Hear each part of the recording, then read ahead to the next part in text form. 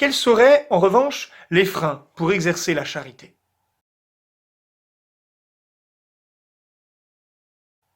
Le premier frein pourrait être celui d'une conscience qui est un peu endormie, l'endormissement de notre conscience, la perte du sens profond de ma vie. Souvent, lorsque je confesse, j'entends certaines personnes qui viennent me dire « Mon père, je n'ai rien fait de mal, je n'ai fait de mal à personne. » Comme si la vie chrétienne consistait simplement à me tenir en règle. Je n'ai pas menti, je n'ai pas tué, je n'ai dit de mal de personne, je n'ai rien volé. Comme si cette vie de chrétien était seulement ne pas faire cela. Mais alors, notre vie serait véritablement une vie d'esclave. Elle consisterait simplement à appliquer des règles et à nous tenir dans le cadre de ces règles. Je me souviens d'une homélie d'un prêtre que j'avais entendu au cours d'un mariage assez chic. Ce prêtre disait très justement, il posait cette question. Combien de fois n'avons-nous pas confondu le fait que notre vie était relativement aisée avec le fait que notre vie était bonne? Combien de fois n'avons-nous pas pensé que notre vie était bonne parce qu'elle était sans vague et que nous n'avions fait de tort et de mal à personne? Non, profondément, notre vie n'est pas faite seulement pour nous abstenir de faire du mal, mais le Seigneur nous a mis sur cette terre pour accomplir le bien. Donc, ne pas nous endormir sur le sens de notre vie. Nous sommes faits pour aimer. Et c'est en aimant que nous trouverons toute la joie de ce pourquoi nous sommes faits.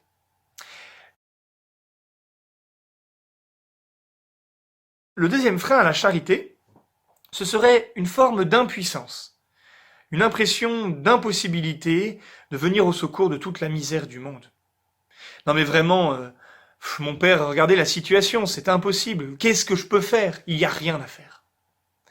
Eh bien, si vous êtes attentif, en particulier à l'évangile de Matthieu 25, où il est question du Christ qui s'identifie aux plus pauvres, le Christ ne nous demande pas de désaltérer celui qui a soif, mais seulement de lui donner à boire, ni de rassasier celui qui a faim, mais seulement de lui donner à manger.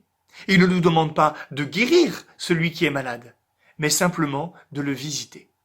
Il y a donc toujours quelque chose de possible, et si nous sommes bien attentifs, nous pouvons venir au secours de nos frères.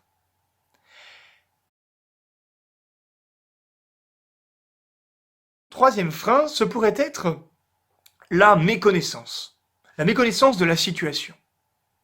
Voilà, je ne suis pas vraiment conscient de ce qu'il faut faire. Pour cela, la réponse, c'est peut-être de former son cœur.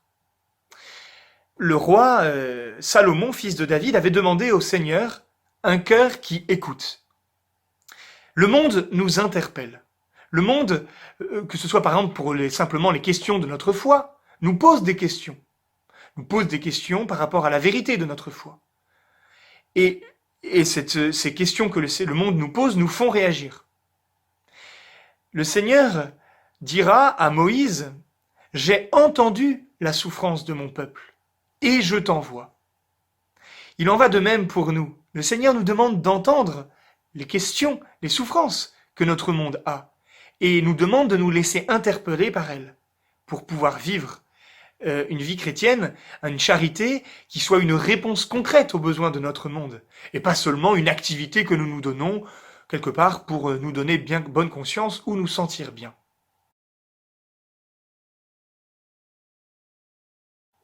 Quatrième frein, peut-être, ce serait la peur de gêner. La peur de gêner. Oui, je vois bien ce qu'il faudrait faire, mais je ne veux pas intervenir dans sa vie. Je ne veux pas me mêler de ce qui ne me regarde pas. Cette peur de gêner qui, si nous sommes vraiment de bonne volonté et droit d'intention, cette peur de gêner qui tranquillement peut se changer en paresse, voire en indifférence. L'indifférence, c'est ce que le pape François ne cesse de condamner à mesure qu'il nous parle dans ses homélies, dans ses discours. Comment venir au-devant de cette peur de gêner qui pourrait se transformer en paresse ou en indifférence? Eh bien, en osant la rencontre, en osant la rencontre avec ce frère, en proposant un service, ou bien en proposant une correction fraternelle. C'est ça aussi exercer la charité. Oh, je vois ce qui ne va pas, ce dont mon frère aurait besoin pour se convertir, mais surtout je ne dis rien. Je ne veux pas le gêner. Si vraiment je suis animé par la charité, j'ose la rencontre. Et le Seigneur nous invite à oser la rencontre, à l'image de la Vierge Marie, qui, ayant reçu l'Esprit Saint qui la couvrit de son ombre, alla à la rencontre de sa sœur Élisabeth. Le dernier frein, peut-être, que j'ai identifié, pourrait être le fait que je prétende ne pas avoir le temps. Mon père, je n'ai pas le temps, soyons sérieux.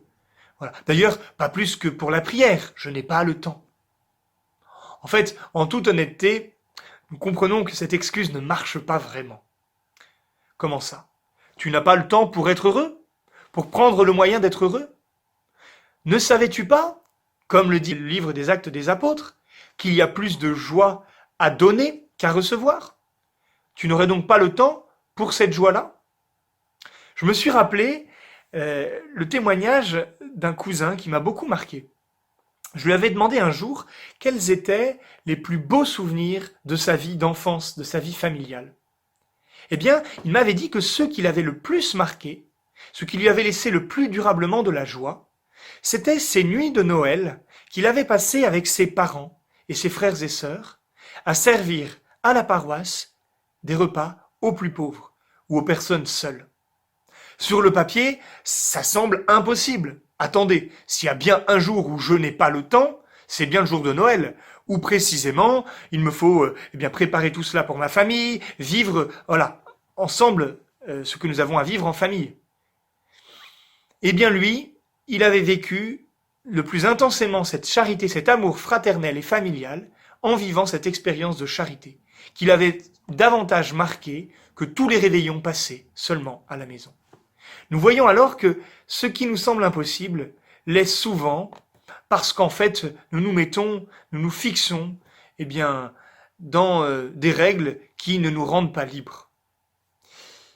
Voilà, à notre époque où parfois nous sommes très préoccupés par le soin personnel, où le monde nous propose toute une infinité de méthodes de bonheur, de méthodes de bien-être. J'étais amusé d'ailleurs récemment de voir que dans un article pas du tout chrétien, l'auteur avait appuyé sur une étude scientifique, disait sérieusement qu'il avait découvert que le don et le service désintéressé étaient vraiment pour celui qui osait cela une source de joie et de bien-être durable.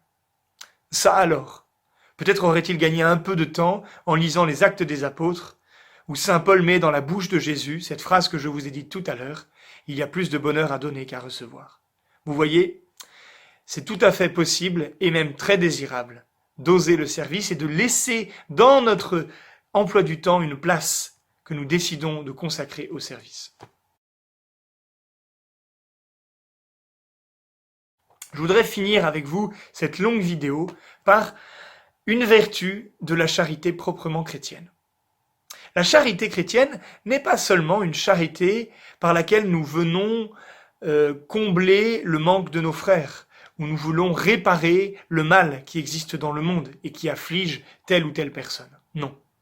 C'est un amour actif, qui n'attend pas que les autres aient besoin pour se donner. Cette vertu, je l'appelle la vertu de prévenance, d'une charité qui anticipe, qui va au-delà, au-devant d'une demande, qui précède la demande. L'amour de charité, pleine de prévenance, qui permet à l'autre de ne pas avoir à demander pour recevoir. Quand vous êtes invité chez quelqu'un et qu'il vous a justement préparé le plat que vous aimiez, ou qu'il a laissé un petit mot, ou un petit signe qui vous font sentir à quel point vous êtes les bienvenus, c'est cela finalement, la prévenance. Et ces toutes petites gestes par lesquels il a anticipé et préparé votre venue, marquent et permettent une belle communion. Eh bien là, le Seigneur nous invite justement à vivre notre charité avec prévenance. Un amour qui n'est pas seulement un remède au mal, mais un amour qui est inventif, un amour qui est créatif. Car le Seigneur nous demande de faire profiter à nos frères de toutes les grâces qu'il a mis en nous. de pouvoir aimer nos frères en leur donnant d'avoir part aux bienfaits dont le Seigneur nous a comblés. Bref, le sens de notre vie chrétienne, c'est de porter du fruit. C'est de pouvoir briller dans le monde de la lumière que le Seigneur a déposée en nous. Et nous ne pouvons pas dire que, nous n'avons rien pour briller, que le Seigneur ne nous a rien donné. C'est faux. Que nous ne pouvons rien donner. C'est faux. Déjà, le simple fait de prier pour quelqu'un est un acte de charité. Le fait aussi d'offrir mes joies et mes peines, mes souffrances au Seigneur au profit de quelqu'un d'autre, cela est un acte de charité.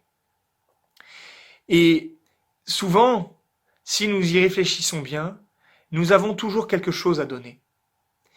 C'est d'ailleurs le sens profond, par exemple, de la vocation des époux. Ils doivent être l'un pour l'autre, ceux qui révéleront à l'autre toutes les grâces, toutes les qualités qu'il a et par lesquelles sa vie peut porter du fruit. Et d'ailleurs, souvent, des époux, des couples sont renouvelés dans leur vie conjugale lorsque précisément ils peuvent ensemble vivre un service et se mettre ensemble au service d'un autre, de quelqu'un d'autre. Et donc, en couple, ils sont là, l'un pour l'autre, pour se stimuler dans le service, dans l'amour du prochain. Alors, si vous avez des talents, des qualités, et que vous ne savez pas vraiment à quoi elles peuvent servir, n'hésitez pas à aller voir un prêtre de votre paroisse, par exemple, pour discuter avec lui, pour savoir ce que vous pourriez faire pour mettre à profit vos talents, vos qualités, qui apparemment ne servaient pour l'instant pas, ou dont vous ne voyiez pas bien encore l'utilité. Chers amis, Jésus a dit à ses disciples, c'est à l'amour que vous aurez les uns pour les autres, que l'on reconnaîtra que vous êtes mes disciples. Et bien que cette phrase puisse s'appliquer à nous, pour que, en nous voyant, les gens puissent dire « Voyez comme ils s'aiment » et puissent alors nous demander « Mais toi, dis-moi, quel est ton Dieu ?»